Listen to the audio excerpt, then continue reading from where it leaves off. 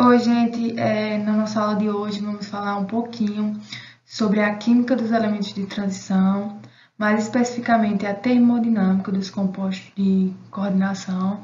A gente falou de números e poliedros de coordenação, falamos também de isomeria e agora chegou a parte da termodinâmica dos compostos de coordenação, para encerrar esse nosso elo da química dos compostos de coordenação.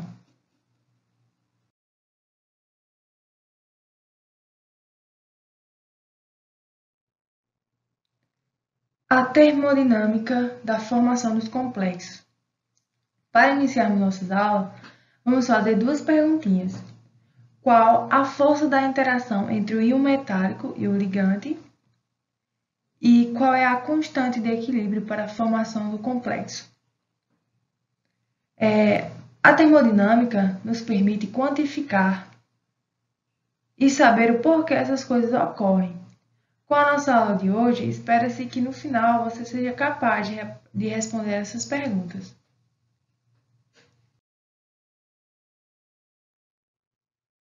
Vamos iniciar com a termodinâmica de formação dos complexos. Mas você já se perguntou por que tem esse nome? Bom, o nome já é bem intuitivo, né? A termodinâmica de formação vai expressar o quão viável é ou não a interação de um íon metálico com um ligante. Temos que levar em consideração três fatores que influenciam nessas constantes de formação. São eles os estatísticos, a termodinâmica em si e os eletrônicos. Os estatísticos são basicamente a probabilidade de um novo ligante encontrar uma coordenação disponível. Vamos imaginar, como a gente viu lá na primeira aula, a gente tem um íon metálico que tem coordenação de número 6. Então, ele tem 6 espaços disponíveis, né, para acomodar um ligante. E se você tiver só um ligante, vai ser favorável a entrada dele, não vai ter nada para impedir. Agora, pense que você tem um ligante com 6 sítios, porém 4 desses sítios são ocupados. E aí você só tem 2 cantos disponíveis. Dificulta mais um pouco, né, a entrada de outro ligante, pelos os efeitos eletrônicos, os efeitos estatísticos. Os termodinâmicos veremos mais detalhado, mas é basicamente se a nossa constante de formação vai contribuir ou não para a coordenação desse novo ligante. E os eletrônicos são aspectos que devem ser levados em consideração, pois podem ocorrer mudanças eletrônicas na estrutura do metal com essa nova coordenação. Podemos quantificar o nosso valor de Kf, que é a nossa constante de formação, pelo cálculo da energia de Gibbs padrão. Temos 3 formas de expressar a energia de Gibbs padrão. O nosso K significa constante de equilíbrio. O nosso R é a constante dos gases.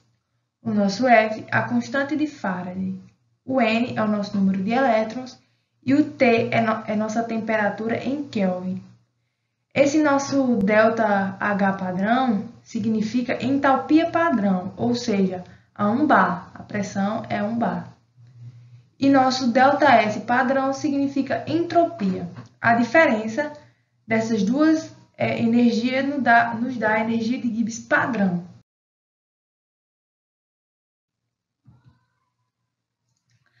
As reações para a obtenção de novos complexos são normalmente conduzidas em solução, havendo íons solvatados. Essa solvatação consiste na interação dos íons do soluto com as moléculas do solvente. Por exemplo, quando se dissolve cloreto de sódio em água, os íons sódios atraem moléculas de água, que são polares. Do mesmo jeito, acontece para a síntese dos complexos, porque eles atraem as moléculas do solvente. As constantes de equilíbrio para a formação dos ligantes descrevem o quão é viável ou não a reação do nosso íon metálico com o ligante. Se essa constante de formação não for viável, não haverá formação do nosso complexo. Se o íon estiver solvatado, ou seja, rodeado de moléculas do solvente, para que um ligante se coordene ao íon metálico, deve haver o deslocamento dessa molécula do solvente, da esfera de coordenação, porque, tecnicamente, ela vai impedir a coordenação do nosso ligante com o nosso metal. Como o solvente está em excesso, muitas das vezes ele é omitido.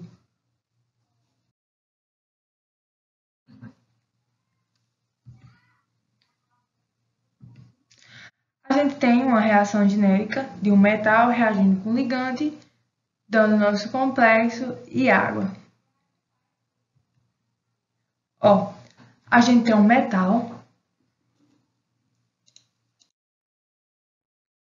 reagindo com ligante, dando nosso complexo. E para que essa reação ocorra, existe uma constante de formação para esse complexo.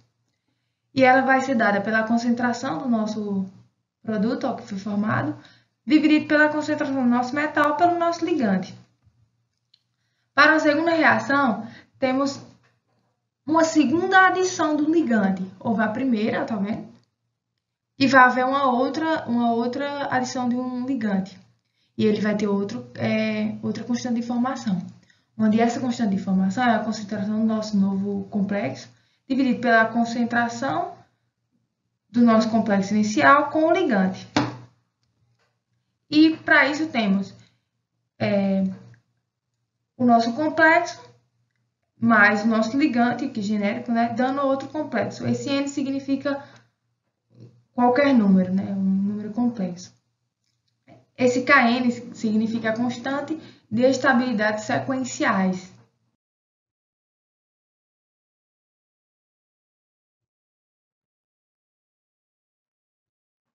Aqui a gente já tem o beta. A gente tem o metal reagindo com o ligante, dando nosso complexo, e temos que o beta da primeira formação, da primeira adição do ligante, é a concentração do nosso complexo dividido pela concentração do metal vezes a concentração do ligante. Ó, reparem que lá na outra era a adição de ligantes sequenciais. Você adicionava um, depois adicionava outro, e assim sucessivas vezes. Aqui não. Aqui a gente tem um metal e adiciona uma quantidade de ligantes. Na terceira, do mesmo jeito. Adições de ligantes a mais na esfera de coordenação é dificultada. Como eu já tinha dito, vamos pensar que você tem 6 espaços para adicionar um ligante. É fácil, né? Porque a gente tem 6 possibilidades. Mas agora você tem apenas 3 espaços livres, por exemplo, porque os outros foram preenchidos por outros ligantes. Isso traz dificuldade para o ligante de achar um canto disponível que seja favorável para ele. Ou seja, quanto mais ligantes foram sendo adicionados, mais difícil e menor fica a nossa constante de formação. Por exemplo, é de se esperar que quanto mais ligantes esteja introduzindo, menor seja a nossa constante, porque ela é dificultada. Temos aqui, ó, que o nosso beta é igual às nossas constantes de formação sequenciais. Vamos falar um pouquinho de estabilidade para complexos estáveis e complexos instáveis. Para os complexos estáveis, eles possuem um B maior que 1 e um ΔG, que é a nossa energia livre de Gibbs, menor que 0. E para os complexos não estáveis, temos o contrário. Nosso B é menor que 1 e nosso ΔG é maior que 0. Para complexos estáveis, eles não vão reagir com solventes ou outros ligantes que estiverem presentes. Já para os complexos instáveis, eles vão reagir por reações de substituição de ligantes, a fim de formar um complexo mais estável termodinamicamente.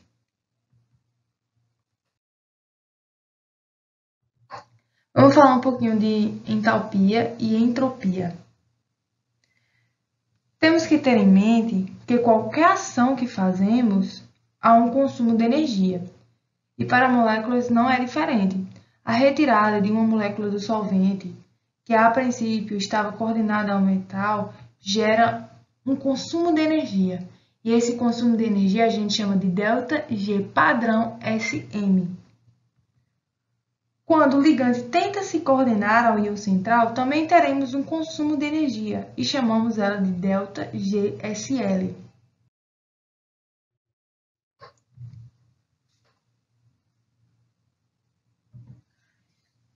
Como eu havia dito lá no início sobre os efeitos estatísticos, que o ligante precisa de um espaço para se ocupar, então, para que isso ocorra, o ligante pode, em alguns casos, mudar sua conformação para se adequar ao espaço disponível, e isso também gera um consumo de energia, e chamamos ela de ΔGCl. Quando o ligante consegue se coordenar ao metal, ele libera uma energia. Faz essa conformação seja estável, né? Porque se não for estável, ela irá consumir energia e isso não seria termodinamicamente favorável. E chamamos essa energia de ΔGml.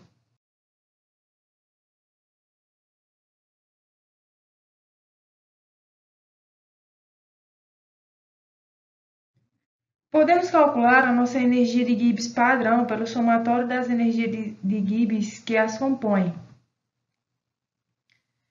O termo GSM e ΔGSL devem ser positivos, pois há um aumento na desordem do sistema, pois as ligações estão sendo rompidas.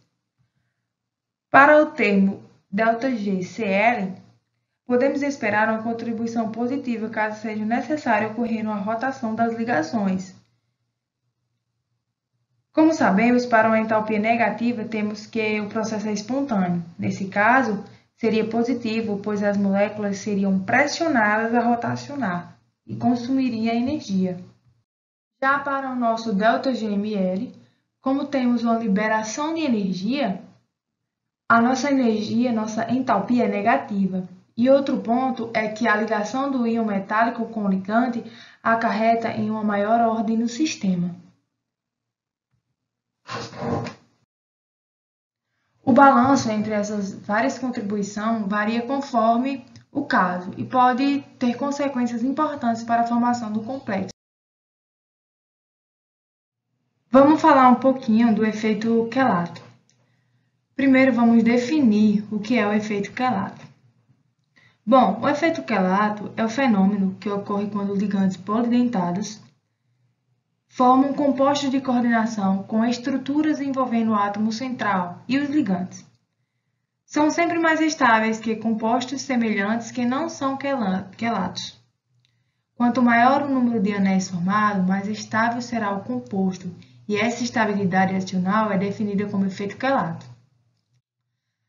As constantes de formação para a estabilidade dos complexos com ligantes quelantes são maiores do que complexos que não possuem ligantes quelantes.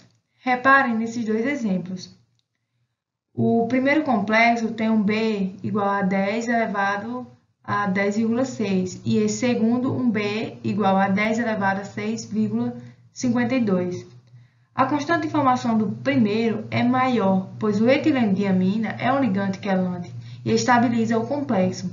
Em geral, o efeito quelato aumenta a entropia do sistema, a desordem, o que é favorável.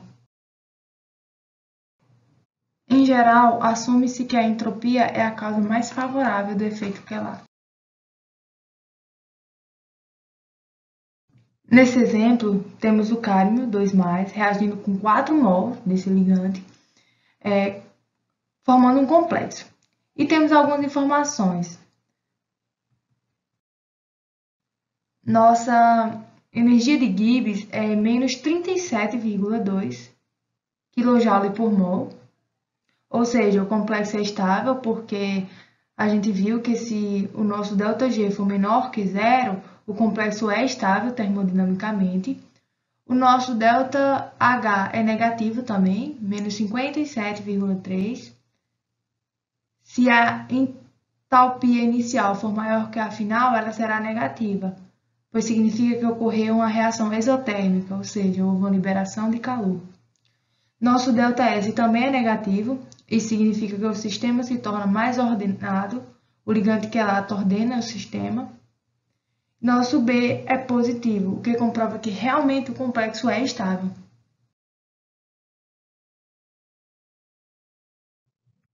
Nesse outro exemplo, nós temos novamente o cádmio 2 reagindo com 2 mol de etileno-diamina, formando um complexo. E temos algumas informações. Nossa energia de Gibbs padrão é menos 60,7, ou seja, o complexo é estável, né?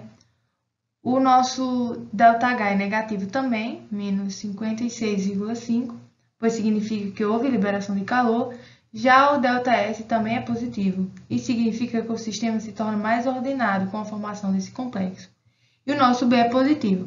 Reparem na diferença do outro exemplo com esse. Esse aqui, nós temos o efeito quelato, que é quando o ligante é o etileno-diamina. Ele é bem fechadinho. E a nossa energia de Gibbs é mais negativa. Se ela é mais negativa, ela é mais estável, mais favorável do que a outra. Aqui temos nosso primeiro complexo, do nosso primeiro exemplo, reagindo com 2 mol de etileno-diamina. Nossa energia de Gibbs é a diferença das energias de Gibbs anteriores, ou seja, menos 60,7 menos nosso menos 37,02. Nossa energia de Gibbs deu negativa, então continua sendo estável. O nosso ΔH é positivo, ou seja, uma reação endotérmica, ela consumiu energia, e o nosso ΔS significa que houve uma desordem do sistema. O efeito macrocíclico também promove uma estabilidade adicional aos complexos, quando comparado a ligantes monodentados. Temos alguns fatores para serem levados em consideração. Além da semelhança entre o tamanho da cavidade e o diâmetro do íon metálico e a energia necessária para dessolvatar e reorganizar a estrutura do ligante. Também temos o aumento da entalpia de formação e o aumento da entropia. Reparem que quanto mais empacotado for o íon central, maior será a nossa constante de formação. Temos dois ligantes, onde um tem essa abertura e o outro possui efeito macrocíclico, onde ele é todo fechadinho. Temos o ligante, né? O nome. E, presta atenção. O log da constante de formação desse daqui é 15,3.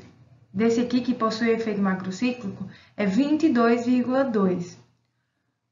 O nosso ΔH é menos 71 e esse menos 130. E o nosso TΔS é menos 17 e esse aqui menos 2,7. O que implica dizer que esse aqui gera uma estabilidade muito grande ao ligante, o efeito macrocíclico.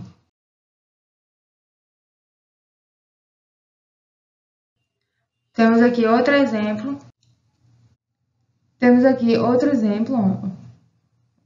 Onde esse aqui possui o efeito macrocíclico e esse aqui não. A diferença aqui é 20,1 e esse aqui 24,8. Esse é menos 91 e esse menos 77. Dá um ΔH positivo. E esse aqui dá um ΔS negativo, onde esse aqui é menos 24 e esse aqui menos 64.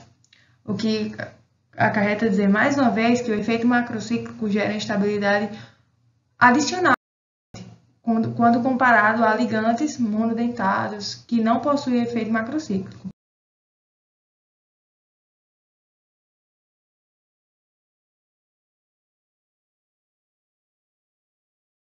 A gente tem um complexo reagindo com ligante, gerando um complexo com efeito macrocíclico, onde a constante de formação é 1,6 vezes 10 na quinta, o que é bem estável, ou seja, a formação desse desse complexo é extremamente favorável, pelo fato do ligante ser um ligante que gera um complexo macrocíclico, que traz uma estabilidade adicional.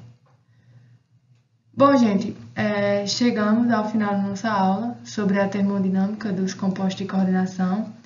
Espero que tenha ajudado de alguma forma. Encerramos nosso elo sobre os complexos por aqui.